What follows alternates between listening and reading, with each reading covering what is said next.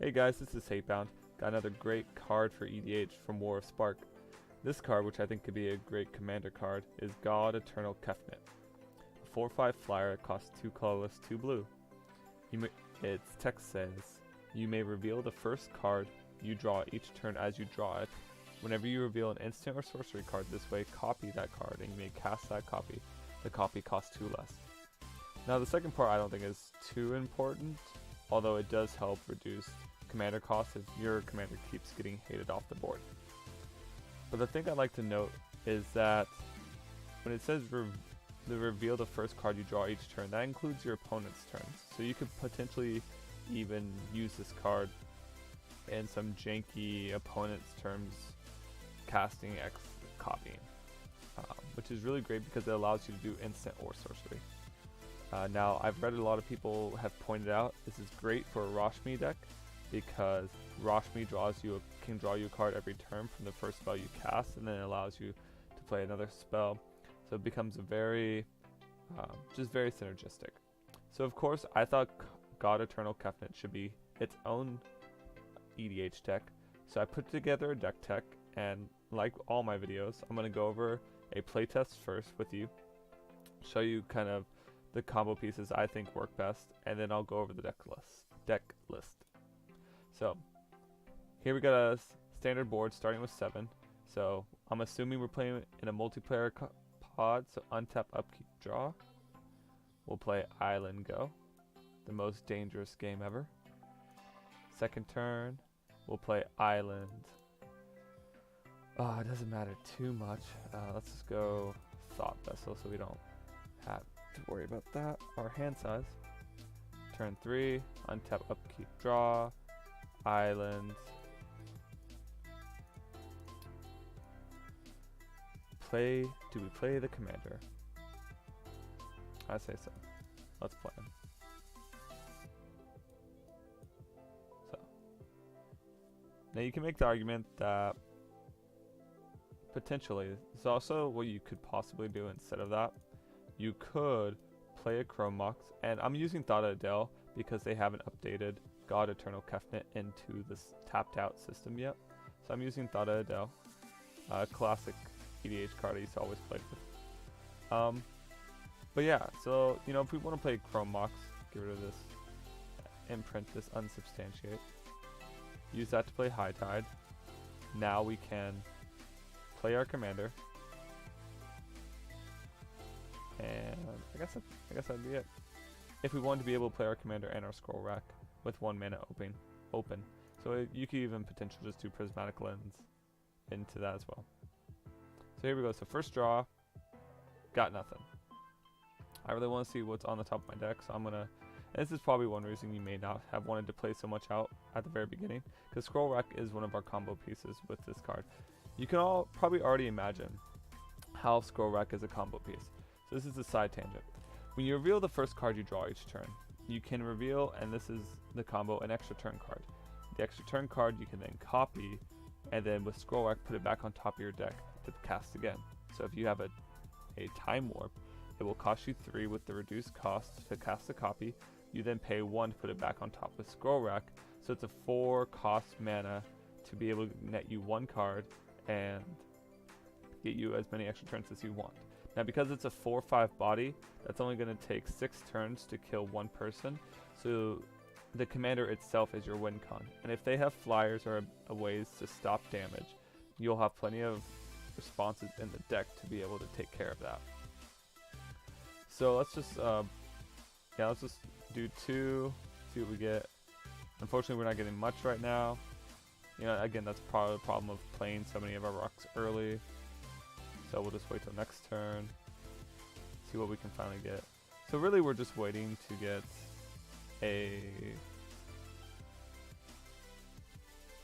an extra turn spell, which is unfortunate. There we go. So here's our extra turn spell. So let's go from here. So let's play the Sky Diamond. And that's tapped because we did it on our turn. So we'll go next turn. Untap, upkeep. Let's put this back.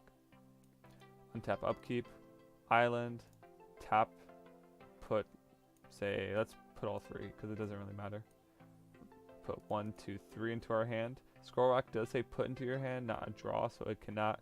You cannot use it with Kefnet to draw on other people's turns. So we put that on top. Draw into Nexus of Fate. Nexus of Fate costs 7, so we can cast a copy for 5. So 1, 2, 3, 4, 5. Now we have a Nexus of Fate. We'll play a land for turn, and then just move our next turn. We'll do the same thing. You know, so it's 3, so 1, 2, 3. And we'll pretty much keep doing this. Netting ourselves. Of course, you're going to want to put Nexus of Fate on top. Netting ourselves about 1 card each turn until we get cards we need. Now, like I said, each turn you're going to be swinging out with your commander. That's 4 damage. After 6 turns, someone's dead, you move on. So, that's the main idea of the deck. Now, Scroll Rack isn't the only card you can use with this commander to accomplish the same thing. There's 2 other ways you can do it. One of them, you might have already been able to guess, is a Brainstorm effect, Jace the Mind Sculptor. His second ability, draw 3 cards, then put 2 from your hand on top of your deck in any order. He also has the ability to do so, to put extra turn spells back on top of your deck, and because he doesn't cost any mana, he's actually a cheaper way of doing it. Of course, Jace the Mind Sculptor isn't a cheap card. Moving on from there, our last option is to do Brainstorm on an Isochron Sceptor. Now the Isochron Sceptor, which I'm sure many of you know, you imprint an instant that costs 2 or less, and then you may pay 2 to cast a copy. With Brainstorm on an Isochron Sceptor, it's going to cost you 2 mana instead of 1 for Scroll Rack or 0 for Jace the Mind Sculptor. So it's going to cost you a little bit more, but it does give you a 3rd option just in case that's what you find in your deck. The rest of the deck is primarily good stuff blue with extra turn spells. That's, I think many of you can imagine what a mono blue good stuff will do. I have about 15 counters, about 12 mana ramps that are, of course, all artifacts. There is an Elixir of Immortality in there just in case there's some crazy circumstance where we're not able to deal damage to somebody, but we don't want to draw out our entire deck.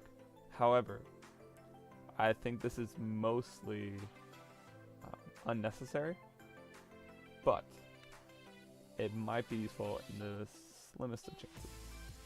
You know, if you imagine someone knows your win cons, you can use Elixir Immortality to shuffle them all back. You could also use Buried Rune to get back your artifacts like Isochron Scepter or Scroll Rack, which are combo pieces. And the rest of this is just trying to control your opponents and counter and remove until you're able to get your combo out. Like I said, you're able to do this on other people's turns, so let's say you can draw a card in someone else's turn into like a Gitaxian Probe. Gitaxian Probe, you can then, and with Phyrexian Mana, you can still, it's a copy of the card, so you can still pay 2 life to play the copy. So it would be essentially if you drew it to copy with the commander Kefnet, you could pay 2 life, draw, and then pay another 2 life, draw again. So that's 2 draw off of 4 life, no mana. I think that's worth it. Yeah, and like I said, everything else in here is just mono blue good stuff. Mystic Remora and Rhystic Study are great cards in order to be able to draw on other people's turns. Windfall, of course, is a great card to restock your hand. The extra turn spells I have in here are Walk the Aeons, because it has a buyback, which is very, which I think can come into very handy late game. Temporal Mastery, of course, because you can cast it for Miracle.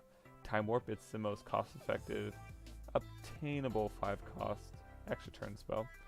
Karn's Temporal Sundering allows you to return permanents to their hand, making it easier to swing out. And because we don't actually ever cast the original card, we don't ever have to actually exile Karn's Temporal Sundering, which is a very important detail. Of course, you have Fabricate and Reshape. Where is it? Reshape in order to tutor for artifacts, primarily Scroll Rack. And then, of course, you have you have Mystical Tutor and Personal Tutor. Personal Tutor is probably over here. Personal Tutor, which is great because it puts the Time Warps on top of your deck. So, just like Mystical Tutor will.